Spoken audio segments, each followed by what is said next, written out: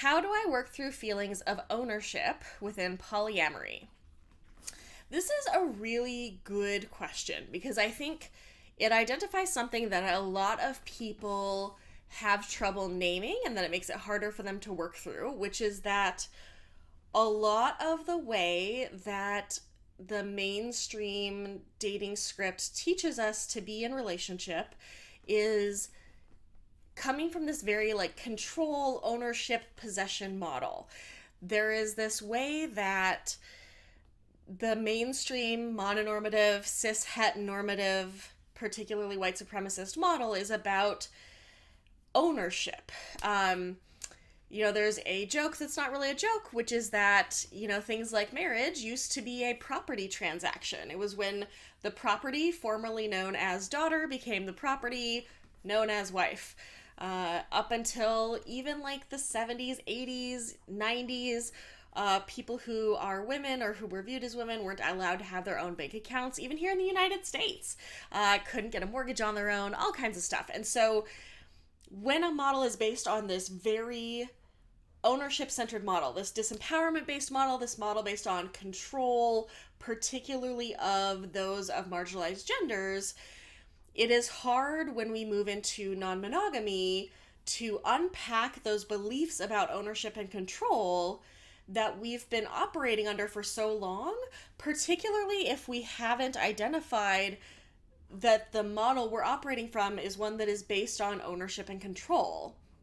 I think that there are plenty of ways to do monogamy that are not about ownership and control, and there are plenty of ways to do non-monogamy that are about ownership and control.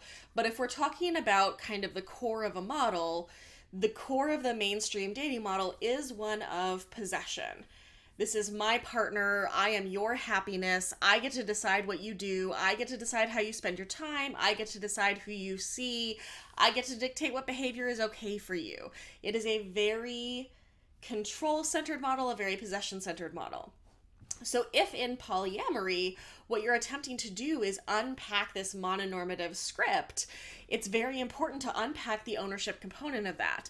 And part of that is this kind of set of grieving experiments and also acceptance experiments around understanding that you never own another person, really, and that ownership in this mononormative model really stands in as a way to assuage fears and anxieties by providing a kind of false sense of a false guarantee that things will continue. In a mononormative model, ownership tells you that your partner can't leave you because they belong to you. That if you just control them enough, they won't even be tempted. They won't have anything around them that could pull them away, and you can just keep them forever. And in polyamory, by allowing or encouraging our partner to love other people and have sex with other people, we have to, at least at the base level, let go of some of that ownership, because we don't own their sex any longer. We don't get to decide what they do with their bodies. We don't get to decide how they spend all of their time, because some of that time is going to be allocated to other people. In an ideal world, even in monogamy, you wouldn't own your partner's time. They should be spending it with hobbies and friends and, doing other things with it. It should be a thing that they agree to give to you rather than a thing that you are entitled to. And so I think that one of the elements here is recognizing where we feel entitled to things from partners and unpacking for ourselves, like, is this sense of entitlement something that I actually feel good about, that feels like it's in alignment with my values?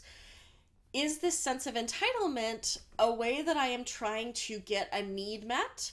Is it a way that I am trying to comfort myself when I experience fear or worry or anxiety or uncertainty? Is this a way that I'm trying to soothe attachment wounds, trying to create security through external means rather than developing security internally and relationally? And so I think that, this idea of like working through feelings of ownership and polyamory is really complicated because it gets at the core of a lot of how we understand what it is to be in partnership, what it is to be in love, what it is to be in relationship with someone, what it is to be romantic. And again, it's going to involve some grieving. You're going to have to grieve that you're actually never going to know for sure that your partner won't leave you. The only way to guarantee that your partner will never leave you, will never cheat on you, is to handcuff yourself to them and never sleep. Like, that's the only way. And so, if you're not willing to do that, there is always going to be a chance that they can leave. There is always going to be a chance that they will change, that their heart will change, their desires will change. There's always going to be a chance that what they want changes. And so I think that when we look at an ownership model, what we're looking at doing is trying to get other people to give us what we want so that we don't have to decide what to do if or when they say no. The book The Dance of Anger by Harriet Lerner is a really great resource for looking at some of this way that we often look to others to take responsibility for being a change agent when perhaps we need to look at what's actually within our control and what we can make choices about. When we're trying to assert ownership over someone else, usually what we're trying to do is convince them to give us what we want and need and force them to do it, when it might be better for us to take a look at what is it that I want and need? What is negotiable, what's not? And if this person can't give me the things that are non-negotiable for me, does it make more sense for me to try to wring it out of them no matter the cost? Or does it make more sense for me to say, okay, so the things that I want aren't necessarily wrong, that they don't want to give them to me is a valid choice that they get to make, but that may mean that we're not really suited to each other. So part of ownership is avoidance of a breakup. It's about avoiding the end of a thing. It's about taking away your need to say, if you can't give me what I need, then I need to reevaluate and make some choices. And what that feels like internally a lot of times is well, you won't do what I want, so now I have to lose something. And that's not fair because you're the one who should lose something, not me. But that's not how reality works, right? When I'm in relationship with someone, all I can do is be honest about what I want and need. And they get to choose whether they want to do that. They get to choose whether they want to follow through on providing what I want and need. They get to choose whether they follow through on agreements. I can't choose that for them.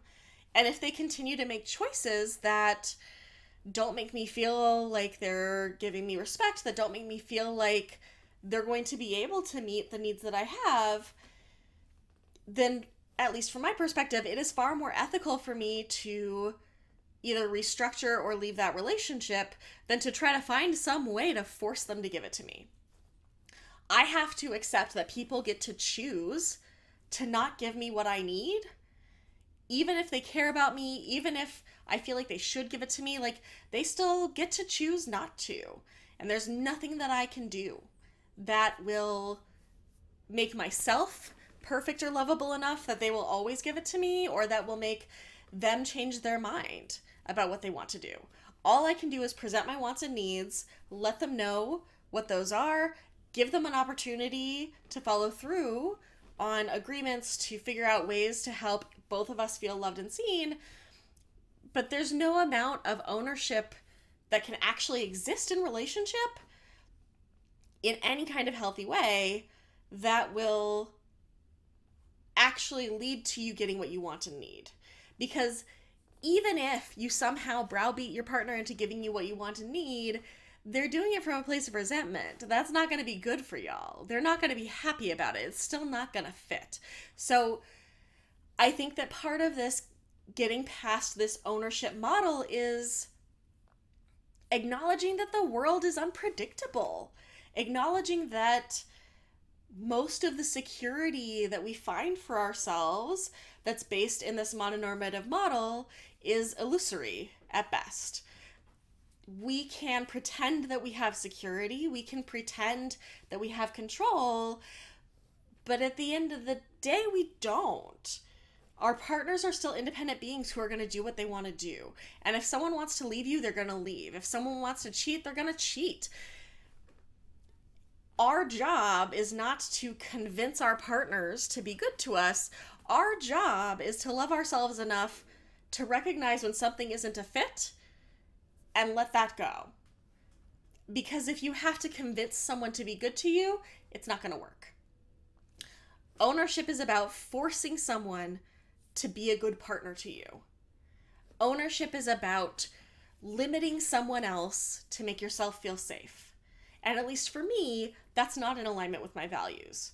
And so when I feel that urge, that desire to like clamp down on somebody else so that I won't feel as scared, I just remind myself that that's not how I want to live.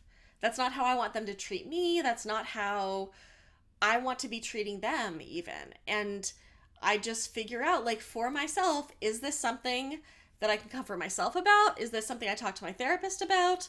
Is this something that's just not a fit? And if it's not a fit, is that something where we have to do a restructure? Do we have to do a very significant restructure? Do we have to break up? But like, this person gets to make their choice. Even if their choice is hurtful to me, even if their choice is not what I want, they get to choose it. So letting go of ownership within polyamory, mostly it's about accepting that the world has a lot of chaos that we don't get to control. And all we do get to control is how we communicate, what we ask for, and what we do based on how people treat us.